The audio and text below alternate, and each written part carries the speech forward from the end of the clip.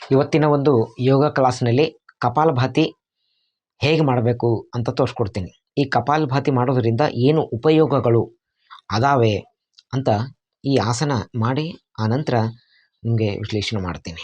ಹೀಗೆ ಕಪಾಲಭಾತಿ ಮಾಡುವಕ್ಕಿಂತ ಮೊದಲು ಶಾಂತ ಚಿತ್ತದಿಂದ ಒಂದೇ ಸ್ಥಳದಲ್ಲಿ ಕುಳಿತುಕೊಳ್ಬೇಕು. ಯಾವುದೇ ಟೆನ್ಷನ್ ಇರಬಾರ್ದು. ಟೆನ್ಷನ್ ಫ್ರೀ ಆಗಿ ಮಾಡ್ತಕ್ಕಂಥ ಈ ಆಸನ. ಹಾಗೆ ಮಾಡಿದಾಗ ಆ ಆಸನ ಪರ್ಫೆಕ್ಟ್ ಟೈಮಿಂಗ್ ಕಂಪ್ಲೀಟ್ ಆಗ್ತದೆ. ಇಲ್ಲ ಅಂತಂದ್ರೆ ನಾನು ಆಫೀಸ್ಗೆ ಹೋಗ್ಬೇಕು, ಹೊಲಕ್ಕೆ ಹೋಗ್ಬೇಕು, ಈ ಥರ ಟೆನ್ಷನ್ ಇರಬಾರ್ದು. ಓಕೆ, ಮೊದಲು ಮಾಡುವಾಗ ಏನು ಮಾಡಬೇಕು? ಗಟ್ಟಿಯಾಗಿ ಬಾಯಿ ಮುಚ್ಚಬೇಕು. ಎರಡು ಮೂಗಿನ ಒಂದು ರಂಧ್ರದಿಂದ ಶ್ವಾಸ ತಗೊಳ್ಬೇಕು.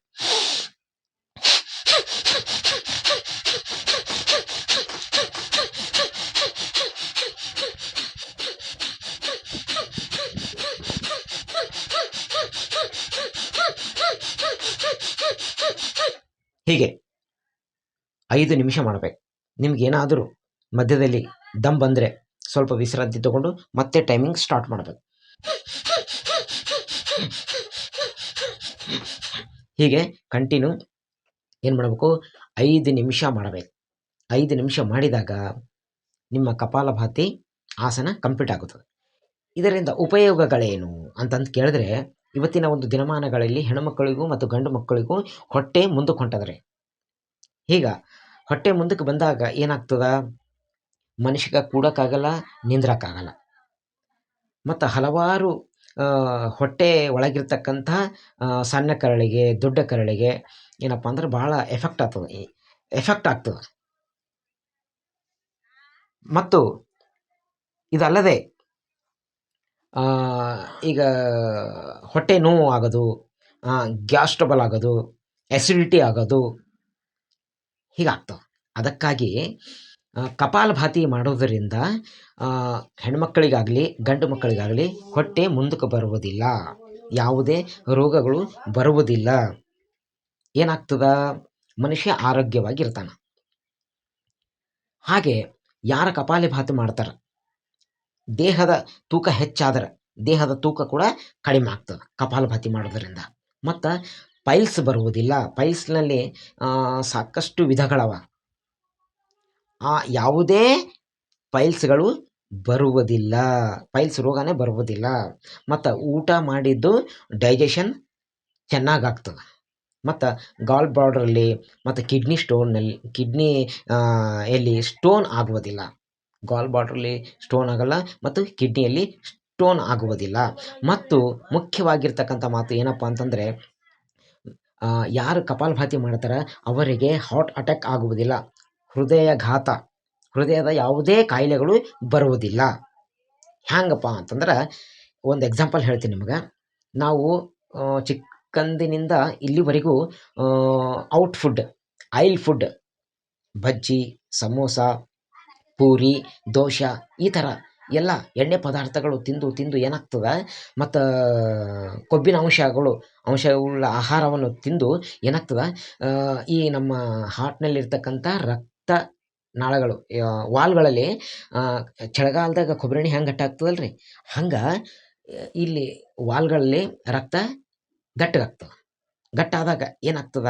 ರಕ್ತ ಜಾಮ್ ಆದಾಗ ನಮ್ಗೆ ಹಿಂಗೆ ಕಂಟಿನ್ಯೂ ಆಯ್ತಂದ್ರೆ ಹಾರ್ಟ್ ಅಟ್ಯಾಕ್ ಆಗ್ಬೋದು, ಹೃದಯಾಘಾತ ಆಗ್ಬೋದು. ಅದು ಹೃದಯದಲ್ಲಾಗಲಿ ಮತ್ತು ಬ್ರೈನ್ ನಲ್ಲಿ ರಕ್ತ ಇಲ್ಲಿ ಭೀ ಘಟ್ಟ ಆಗ್ಬೋದು. ಬ್ರೈನ್ ಸ್ಟ್ರೋಕ್ ಆಗ್ಬೋದು. ಹೃದಯಾಘಾತ ಮತ್ತು ಬ್ರೈನ್ ಸ್ಟ್ರೋಕ್ ಆಗ್ಬೋದು. ಅದರಲ್ಲಿ ಹೆಚ್ಚಾಗಿ ಗಂಡು ಮಕ್ಕಳಿಗೆ ಹೃದಯಾಘಾತ ಆಗ್ತಾ ಇದೆ. ಎಲ್ಲಂದ್ರಲ್ಲಿ ನೋಡ್ತೀರಿ ನೀವು, ಅಲ್ಲಿ ಹೃದಯಾಘಾತ ಆಗಿ ಸತ್ತೋದ್ರು, ಸಡನ್ಲಿ ಡೆತ್. ಹೀಗೆ ಇದು ಮಾಡೋದ್ರಿಂದ ಏನಾಗ್ತದ? ಕಪಾಲಭಾತಿ ಹಿಂಗೆ ಮಾಡೋದ್ರಿಂದ ಅದಕ್ಕೆ ಪಂಪ್ ಹೊಡ್ದಂಗೆ ಆಯ್ತದೆ ರೀ. ನಾವು ಸೈಕಲ್ಗೆ ಏನಪ್ಪ ಅಂದ್ರೆ ಗಾಳಿ ಹೊಡಿತೀವಲ್ಲ, ಹಂಗೆ ಈ ವಾಲ್ಗಳಿಗೆ ರಕ್ತನಾಳಗಳಿಗೆ ಏನಾಗ್ತದೆ? ಹಿಂಗೆ ಗಾಳಿ ಹತ್ತಾಗ ಫ್ರೆಷರ್ ಕೊಡ್ತದೆ. ಆವಾಗ ಬ್ಲಡ್ಡು ಮೂವ್ ಆಗ್ತದೆ. ಗಟ್ಟಿ ಆಗಿರ್ತಕ್ಕಂಥ ಬ್ಲಡ್ಡು ಮೂವ್ ಆಗ್ತದೆ, ಮುಂದಕ್ಕೆ ಪಾರ್ಸಲ್ ಆಗ್ತದೆ. ಹೀಗೆ ಮಾಡಿದಲ್ಲಿ ಜೀವನದಾಗ ಅವರಿಗೆ ಹೃದಯಾಘಾತ ಆಗುವುದಿಲ್ಲ ಮತ್ತು ಬ್ರೈನ್ ಸ್ಟ್ರೋಕ್ ಆಗುವುದಿಲ್ಲ. ಹೀಗೆ ನಾನು ಹೇಳ್ದನಲ್ಲ, ಕಿಡ್ನಿ ಸ್ಟೋನ್ ಆಗುವುದಿಲ್ಲ, ಗ್ಯಾಸ್ ಟ್ರಬಲ್ ಆಗುವುದಿಲ್ಲ. ಹೀಗೆ ಹಲವಾರು ಒಂದು ರೋಗಗಳು, ಯಾವುದೇ ರೋಗಗಳು ಬರುವುದಿಲ್ಲ. ಅದಕ್ಕಾಗಿ ಯೋಗದಲ್ಲಿ ಬರ್ತಕ್ಕಂಥ ಈ ಕಪಾಲಭಾತಿ ಯಾರು ಮಾಡ್ತಾರ ಅವರಿಗೆ ಈ ಹೊಟ್ಟೆ ಒಳಗಿರ್ತಕ್ಕಂಥ ಸಣ್ಣ ಕರಳು, ದೊಡ್ಡ ಕರಳು, ಲಿವರು, ಲಿವರ್ ಕ್ಯಾನ್ಸರ್ ಯಾವುದು ಆಗುವುದಿಲ್ಲ. ಈ ಆಸನಗಳು ಮಾಡ್ತಾ ಏನು ಮಾಡಬೇಕು, ಎಣ್ಣೆ ಪದಾರ್ಥ ಉಳ್ಳ ಪದಾರ್ಥಗಳು ಬಿಟ್ಟು ಬಿಡ್ಬೇಕು. ಊಟ ಮಾಡಬಾರ್ದ್ರಿ ಎಣ್ಣೆ ಪದಾರ್ಥ. ಮತ್ತು ಮದ್ಯಪಾನ ಸೇವನೆ ಮಾಡೋದಾಗಲಿ, ಧೂಮಪಾನ ಮಾಡೋದಾಗಲಿ ಈ ಥರ ಮಾಡಬಾರ್ದು. ದಿನಾಲು ಯಾರು ಕಪಾಲಭಾತಿ ಮಾಡ್ತಾರೆ ಅವರಿಗೆ ಯಾವುದೇ ರೋಗಗಳು ಬರುವುದಿಲ್ಲ. ಮತ್ತು ಶ್ವಾಸಕೋಶಗಳು ಶುದ್ಧೀಕರಣ ಆಗ್ತವ. ಮತ್ತು ಹೃದಯಕ್ಕೆ, ಈ ಹಾರ್ಟ್ಗೆ ಜಿಡ್ಡು ಮತ್ತು ಆಯಿಲು ಹತ್ಕೊಂಡಾಗ ಅದೆಲ್ಲ ಕ್ಲಿಯರ್ ಆಗ್ತದೆ, ಸ್ವಚ್ಛ ಆಗ್ತವ. ಕಿಡ್ನಿ ಸ್ವಚ್ಛ ಆಗ್ತದೆ. ಮತ್ತು ಮಲಬದ್ಧತೆ ಇರುವುದಿಲ್ಲ. ಪದೇ ಪದೇ ಮೋಷನ್ ಹೋಗ್ತಾರಲ್ರಿ, ಅದು ಆಗುವುದಿಲ್ಲ. ಟೋಟಲಿ ಬಾಡಿ ಎನರ್ಜಿ ಆಗಿರ್ತದೆ ಯಾರು ಕಪಾಲಭಾತಿ ಮಾಡ್ತಾರೆ ಅವರು.